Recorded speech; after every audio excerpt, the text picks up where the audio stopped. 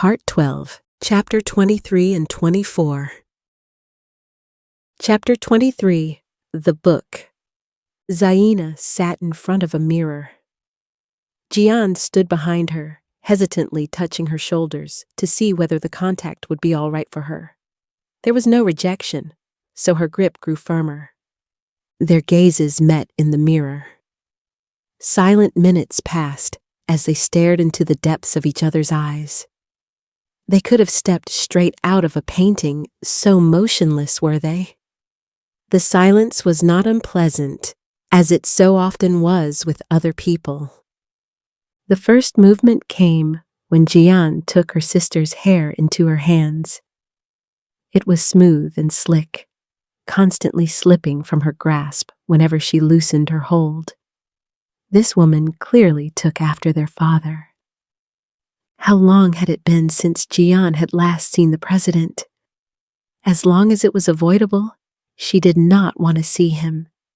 He radiated an unpleasant aura, even though he always appeared friendly toward her when they happened to meet. She couldn't explain it. Was it because they weren't related by blood? Or because of the stories about him she had heard from her sister? "What are you thinking about?" Zaina asked. Her gaze stayed fixed on Jiyan, following every movement attentively. "Does the guilt still not go away?" The younger sister began dividing the hair into 3 evenly thick strands in order to braid it. On the surface of the vanity lay a few hair ties and small clips, which she kept in her peripheral vision. "It was the right decision to give up the assignment," Jiyan remarked casually, more to herself than to Zaina. With her eyes lowered, she focused on the hair. It was unclear who had taken her place, and she simply didn't care. She no longer wanted to hunt people. She should have stayed with her plants and continued to avoid any contact with others. "I don't speak in public anymore either." "No, do they not achieve anything?" The counter-question was unnecessary. Zaina was informed about everything and everyone. Jiyan knew that. Perhaps she only wanted to get her little sister talking. The younger one shook her head. "Slivons are stubborn. Humans are stubborn. I need an advantage," she finished the thought silently. If humans could gain something through Slivons that they had never been able to achieve before, they would be more willing to accept them. That was her speculation. But apart from the loss of the self, there was nothing. In the end, her own research and initiative had yielded hardly any insights. She felt like letting out a deep sigh. No matter what she did, nothing moved her forward. "You've changed a bit," Zaina said, which threw Jiyan off balance. The younger one paused briefly and looked into the mirror without interrupting her sister. Instead, she finished her work and tied the braided hair together.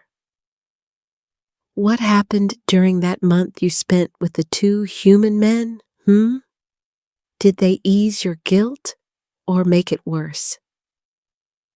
Something began to simmer. There was something inside her before it happened. It worked its way through Jiyan. Suddenly, she embraced her older sister as if she were about to drown.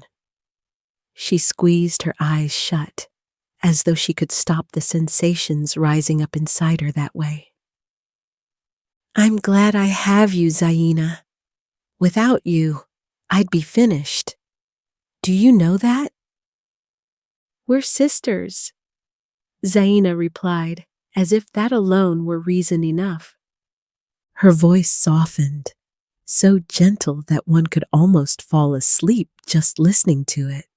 Ever since her only friend, despite repeated attempts to dissuade him, had decided back then to leave this world because he believed it was right to grant the human inside him freedom. She had had no one but her sister she could trust unconditionally.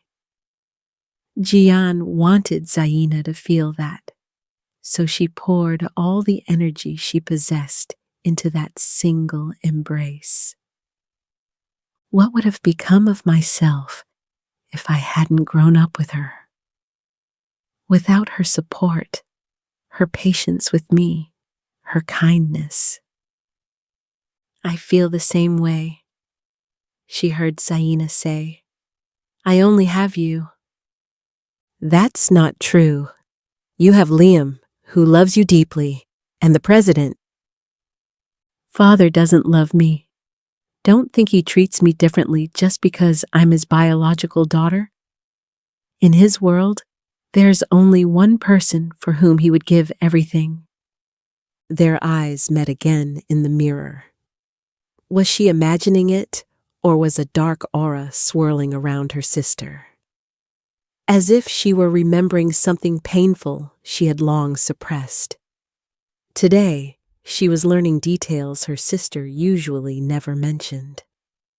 Why did her sentimentality and talkativeness surface now, of all times? Zaina, everything. Promise me you'll be with me on my birthday. Of course I will. The older one smiled faintly at first, then wider and wider. Good. It will certainly be an unforgettable event if you're there. I can hardly wait. Today was his day off. Kilan was bored. He crouched in his room, not knowing what to do with himself. All Rank 2 Sins were provided with their own rooms within the organization. To save space, he, unlike the others, would have been willing to share a room with one of his teammates. His room was nothing special, but at least he could retreat here whenever he wanted. He knew that his comrades were just one door away whenever loneliness crept in. He had been lying down the whole time. Suddenly, he sat up.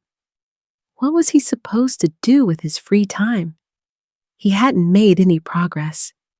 He stood up, pacing back and forth across the room. He seriously considered what he should do. For far too long, he hadn't had a free minute to himself. Now that it mattered, nothing came to mind. He stopped in the middle of the round rug. This exact spot always felt strange. Every time, he resolved to get to the bottom of the sensation, but never did. This time, he dropped to his knees, lifted the rug, and examined the floor with his free hand. Nothing unusual was visible. The laminate looked unremarkable. Before letting go of the rug, Kilan touched the floor again. The surface felt different compared to the rest. What did that mean? He brushed the dust aside roughly. Something stood out. Little by little, he could make out a spot that was sunken inward. Was that a second layer? He picked at it. The material gradually gave way. It was thick paper. The front was blank, colored to match the laminate, but the back caught his attention. Was this a letter? At the top was written, "Excerpt from the Protocol," written by Caleb. Who is that? This protocol dated back to the year 2018, long before Kilan had been born. The handwriting was neat and, despite the years, easy to read. At first glance, Kilan couldn't make sense of it. He read the paper again, this time out loud. Entry number 16, September 9th, 2018. After the takeover by a Slivon, a personality change in the patient has been observed. Had Caleb been human? Perhaps a scientist or researcher? Why was part of his protocol hidden in Kilan's room, concealed and disguised? Clearly, it was meant to be found, but only by the right people. The question was, who were the right people? To whom had it been addressed? Suddenly, the door opened. Still holding the paper and letting go of the rug, Kilan turned around. Liam, who had worn a peaceful smile just moments ago, froze when he saw the paper. Had he even knocked? Kilan hadn't noticed. He had been too lost in thought. May I see that?" his comrade asked immediately. He closed the door behind him, underscoring how serious the situation was. Without protest, Kilan handed over his find. Several times, Liam seemed to reread the text before turning back to Kilan. "That was in your room? Have you already read it?" Kilan nodded honestly. "What is this about? Do you know more?" "These pages," Liam began, crumpling the paper in his hand, "are the reason Slivon was separated from us. I never would have thought that one of these pages would be here. Although it makes sense, since this seat was originally made from his laboratory. How naive am I?" Now Kilan stood up as well. His heart suddenly began to race. He seemed to have stumbled upon something important. Progress in his search? "Whose laboratory are you talking about? I don't understand. Why are these pages so important?" "Please keep this to yourself." When Kilan nodded hesitantly, he continued with a sigh. "According to stories, there was a book. All the pages of that book were distributed throughout the entire city, as far as I know. I'm searching for them and want to find them before Slivon does. The author is named Caleb. Supposedly, he was our great-grandfather. 100 years ago, this human investigated the first Slivons and experimented on them. He is the one who guided the Slivons to Earth. All his research and results are recorded in that book. Have you found any other pages? May I read them?" "The ones I once had, before Slivon stole a part of me. I burned without exception," he admitted. "You need to know, these old writings bring misfortune. I can't stand them." Would he destroy the page Kilan had found just as silently? If he took it from him now, it would spark an unnecessary discussion and cause unrest. Was it worth it? He knew the content. Principally, that was enough. So he stayed still. "I see," Kilan murmured. There were more pages somewhere in this city. He needed them. Chapter 24. The Permission. Perhaps too much had piled up in too short a time, so he slowed his pace and the urge to keep going weakened. The squeaking of footsteps on the floor tore Jiyan partially from his thoughts. After a few revelations, he could no longer continue as he had before. There were several inconsistencies that seemed to bother no one but him.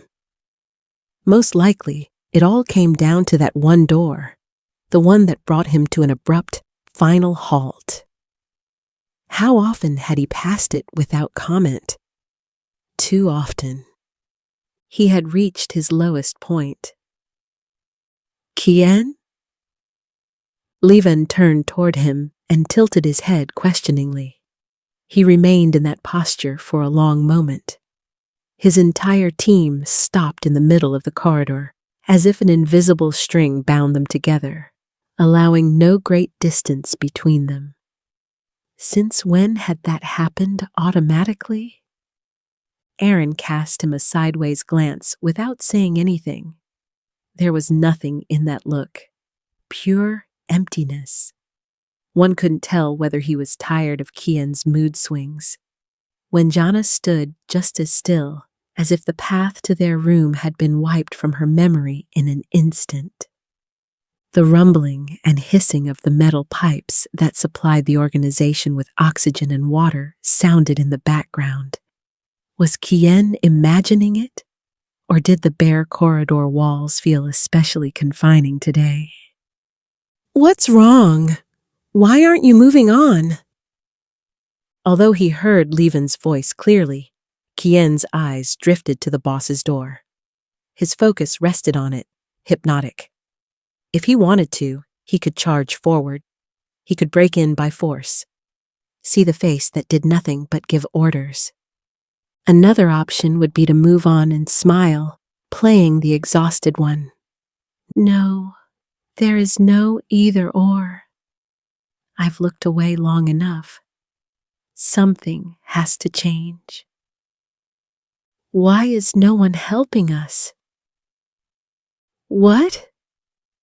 Without looking at him, Kian knew Slivon's face must be full of question marks. With every minute he left him in the dark, the confusion grew. From a purely rational perspective, it was unrealistic that they were the only survivors left in the world. This idea had been forming in his mind for some time now, and he had been paying it more attention with each passing day. Humans had been resilient since the beginning of their existence. They endured every kind of catastrophe because they created ways to improve their situation. Somewhere, there have to be others, right? I want to see the world, Kian announced out of the blue. Since when had this desire lived inside him? His hands slipped into his jacket pockets to hide his clenched fists.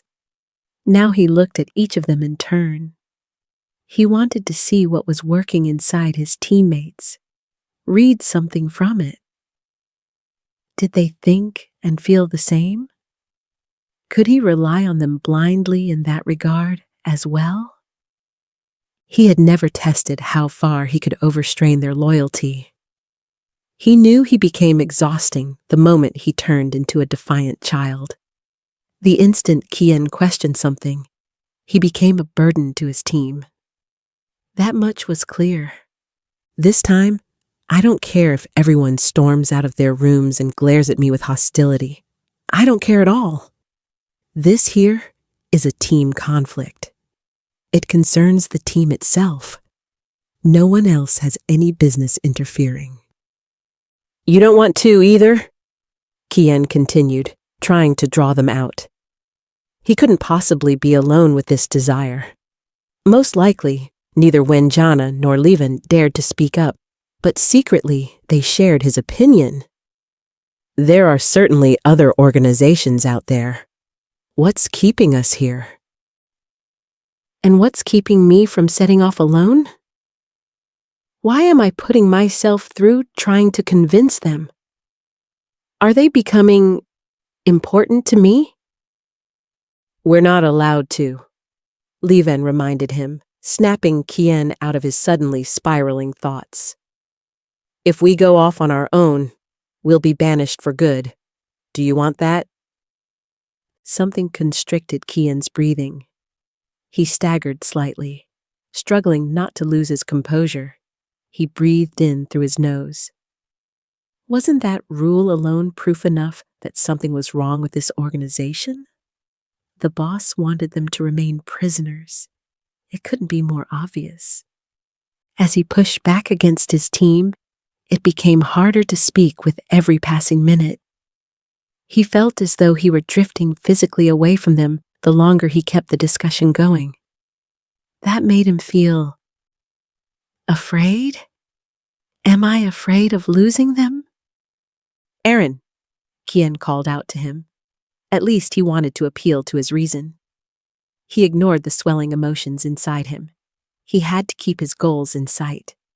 There was no room for fearful uncertainties. Tell me, will you remain a prisoner forever? A puppet? Kian, Wenjana cut in. Please, no. We know how you feel, but listen to how you're talking. You're going too far. Am I? You can see how corrupt everything is here. Everything is kept secret from us. Why are certain people in the city under surveillance around the clock? Even the leaders get no information. Why? Why aren't we allowed to ask other organizations for help? Maybe they have better technology than we do. Think about it. Something is seriously wrong here. Yes, his mouth had taken on a life of its own. The dams broke. The vague feeling that the boss might theoretically be listening to his words was enough to spur him on. Was it the adrenaline giving him the energy to say whatever he wanted? How do we get him into the room without causing a scene? Slivon wondered aloud, completely unaware. This is going to escalate 100%, and in the end, we'll gain nothing. But getting that into Kian's head is always such a delicate matter. What am I supposed to do with this boy? You're talking, Wenyana pointed out. What? About what? Wenyana blinked and stayed still as if thinking. I don't know. What did you just say? Just forget it. Anyway, Kian, let's not discuss this in front of the door. You know, he'll definitely notice something. Exactly my goal. Please. Ignoring Slivon, Kian gathered himself. He had no choice but to play this one card. If he meant even a little to them, it would work. Let's travel to the next city together. Please, Aaron, Slivon, Wenyana, are you with me? Or should I go alone? You know the answer, Kian, was all Aaron said. So he chose to remain the boss's puppet. Now what? Should he cut the strings or stay in the safe nest? As long as we don't have permission, Slivon didn't finish his sentence. The door creaked. Slowly, heart pounding, Kian turned around. Hoping to see someone else, he stared with widened eyes into the face of Eziet, who stepped out of the room. Given the man's build, Kian couldn't catch a glimpse of anything behind him. For minutes, they stared at each other. Were they even breathing? All right. All right. Kian pressed when Eziet began to speak. You have permission to move freely for 4 days and 4 nights. Go wherever you please. Unable to believe what he was hearing, Kian looked back at his team. Slivon and Wenyana opened their mouths soundlessly and turned toward each other. Aaron's face remained expressionless. We won't get in trouble, Wenyana asked first. Did you just talk to the boss about this? Is this some kind of loyalty test or something? Slivon muttered to himself again. Should I somehow discreetly communicate this to the others? I don't think they'll understand my secret signals. They're unfortunately too stupid for that. Damn. I'm about to tape your mouth shut. Kian snapped and smacked the back of his head.